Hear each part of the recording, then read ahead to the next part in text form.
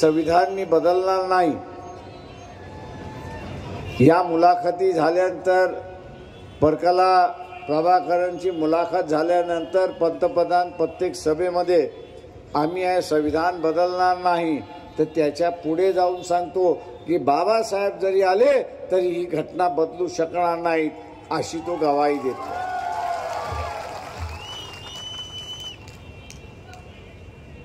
तुम्ही आणि मोदी सारखेच आहात, काही फरक नाही।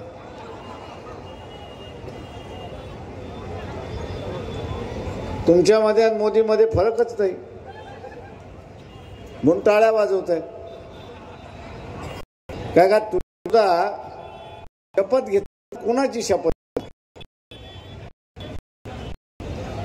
शपथ आईची शपथ घेत,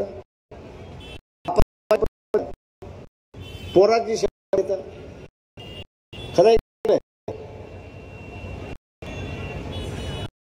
शपथ खोटी